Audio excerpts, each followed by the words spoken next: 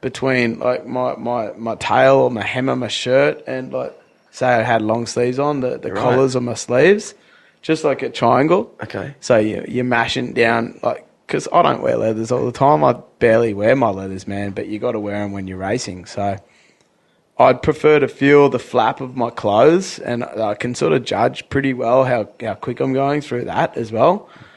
And I thought once upon a time, if I had this little like wingsuit thing going on, I could potentially stand up and catch some wind and sort of slow myself down. Yeah, makes perfect sense. It's all control, right? You don't want to be out of control. The minute you're out of, it might pull you off your board though.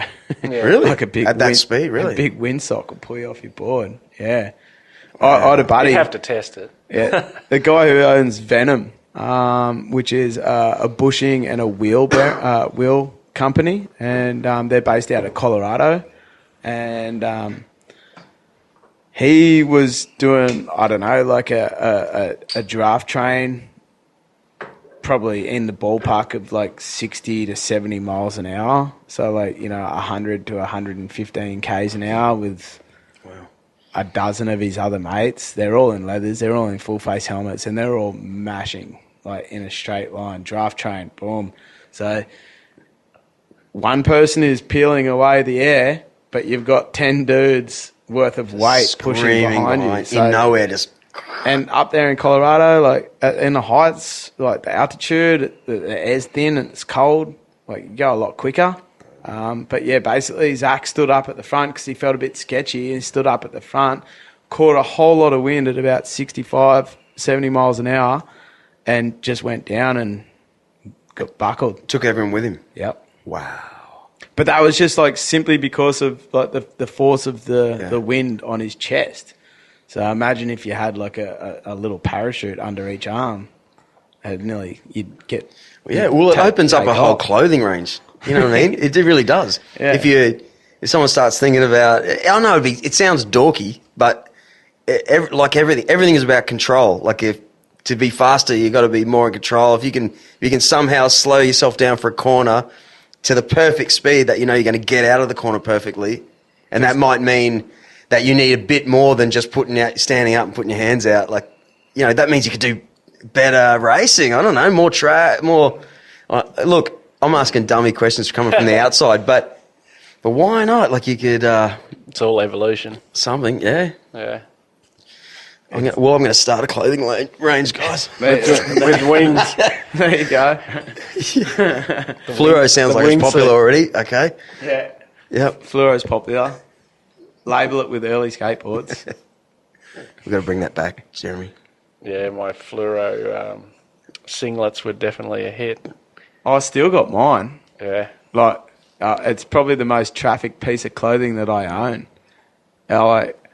Over the years that I've been riding for land yachts, I've always sort of said to Tom, who was the owner, when I got asked to be a part of land yachts, I was like, listen, I don't want to like let go of my grassroots, like they're with me, man, as part of who I am.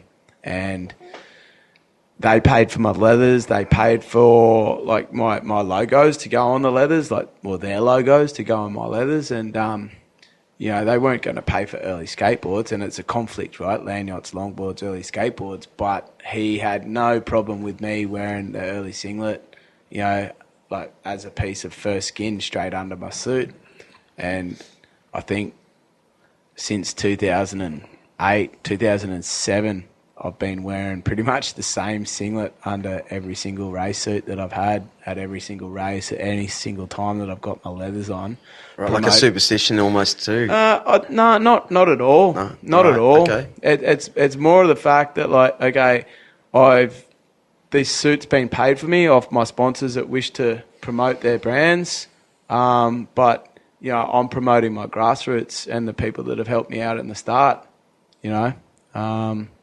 and it is a conflict of interest to have the same sort of skateboard logo on the same suit.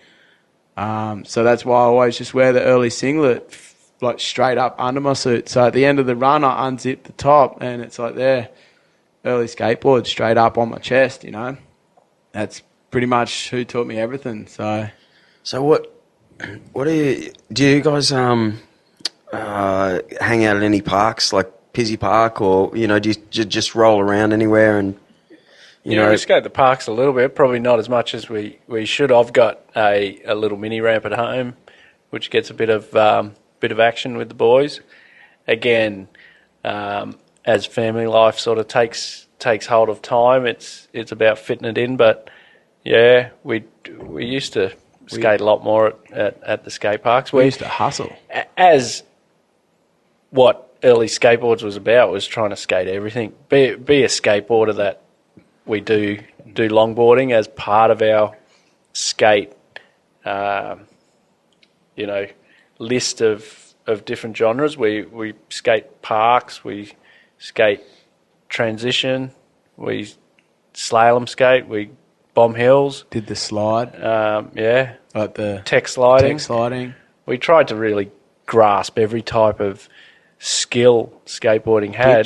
Ditch skating. Yeah. Everything, man. Yeah. That was a big philosophy around what I wanted to bring, was confident skaters across all the different styles, because it only helped their personal development in their skateboarding. Bombing hills is pretty much, from where I saw it, the easiest. All you need was confidence to get down to the bottom of the hill. So all of the other skating styles required a lot more skill. Skating street, doing a five stair handrail or something is something I've never got to, because of the gnarliness of it. So, but even dropping like a big bowl or something like that's like very similar in the same sort of sense. It's commitment. Yeah, and it's hours spending. You have to want to be at the skate park all day, working on all that. Yeah. Those kids that just never leave, they're always there. Yeah. But there's if your heart's in going downhill fast, that's where your hearts are at. That's. Yeah. But some of these kids just have no fear, just dropping in the biggest stuff from day one. Yeah, blows my mind. Bones too, man. Broken bones. Talk about wrists. Yeah. It's I look at people skating stairs and rails and stuff, and I just got to take my hat off. Like it's a lot of hurt, a lot of hours, and a lot of hurt. Yeah. Even the professional skaters, you see, the outtakes of their videos, and they cop a flogging, and it's just part and parcel of our sport. I suppose that's why a lot of people don't get to the level where they can compete, because it just smashes them before they get a chance to get there, and it's disheartening really when you're scraping yourself off the concrete. Yeah, versus a kid that hasn't really been hurt yet, or hasn't, put it this way, haven't broken their ankle twice in a few months. Which is what I think of skateboarding when I think, I couldn't think, I haven't done it. I've actually twisted my ankle twice in 6 months. So bad, whatever that was, that it was just ruined for a year, and then makes you frightened for another year that's going to happen again. And that's why I think every time I see a skateboarder come off, and he's doing something like down steps on a rail, and think, his ankles, have you guys ever done that? Ever busted any ankles? Because I think that would mentally impact a professional, or. Yeah, I tried buttboarding and ran into the what's that? Hay bales. Oh, buttboarding? Yeah. Buttboarding's classic luging, where it's basically a skateboard that we sit down on. Yeah, I saw them at Mount Keira and the. Yeah, Yates got second in the world champs on buttboarding. Looks pretty fun.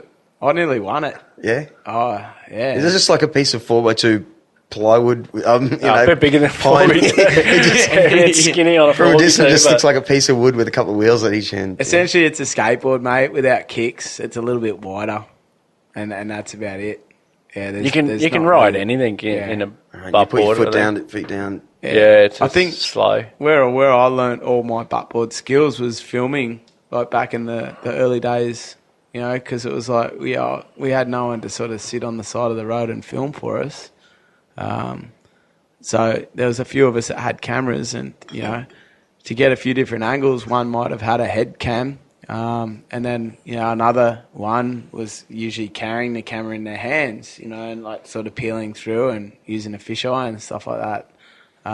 But then sometimes if we're like, hauling ass and it seemed easy to sit on your bum and you're at a lower profile, so you generally caught the pack a lot quicker if you're sort of like drafting it, like hanging off the Get back. those great shots of like shoes and wheels. And it's just a lower angle, man. Yeah. It really is.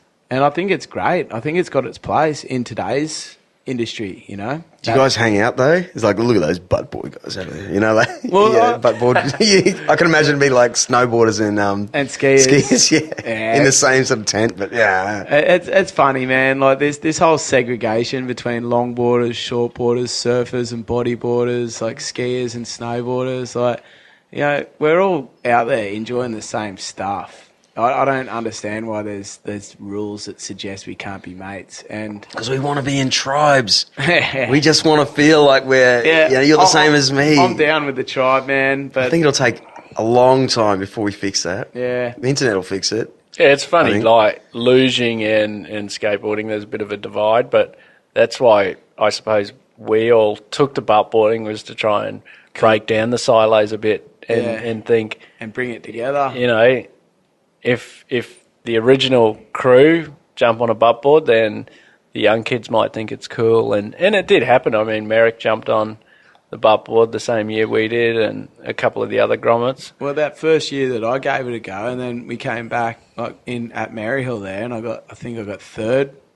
And then the next year we came back, it was Bathurst. Yeah, we all done Bathurst. Everyone jumped on, like you, Steve, me, Merrick, Mike English, yeah. And like there's just after 1 year of a couple of guys, I guess a couple of the older guys thinking that to bridge the gap a little bit, it sort of took off a little bit, but I think it's not really looking that fruitful for the young kids this day and age. But classic luge sort of got taken out of the mix a little bit. It was luging on the full, like steel luges, aluminium luges, or skateboarding. The classic luge lost its time on the hill a little bit. I went the second year and crashed pretty hard into the corner, and that stopped.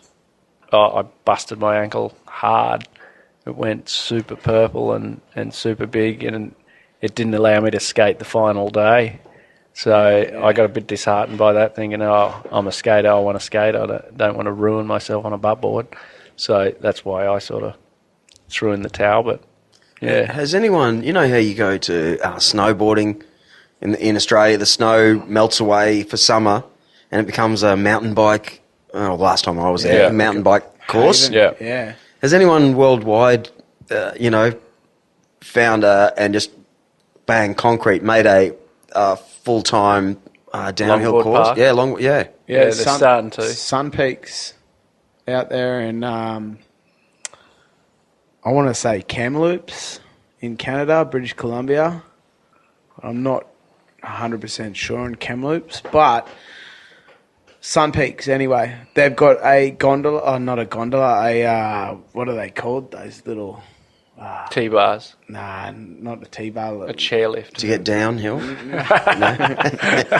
Umbrella. It's called a lift. It was on the tip of my tongue, and then you just went on a tangent. Magic carpet. Ride on the ride. They got them in New Zealand. You go downhill holding it. Luges. Something like a luge. luge. Is that what they're called? Plastic thing with wheels on it. Yeah. The luge track. I've never done it. Always wanted to. Yeah.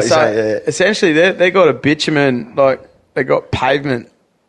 It's concrete. The luge tracks are in New Zealand. Anyway. In New Zealand they got concrete luge tracks. But this one in Sun Peaks is like it's blacktop. And basically, of a winter time, it's snowed under, and it's like the green run at the front of the hill, at the front of the resort sort of thing. Yeah. They've got a T-bar that goes up there or something or another, a simple little four-man chair. In the summertime, as the whole resort is open to mountain biking, this one little section is now open to longboarding, and you can go there and skate this I guess there's 7 or 8 corners. It's just like loop, loop, loop, loop, loop. You know, pretty chill, pretty rad, pretty narrow. But you got to check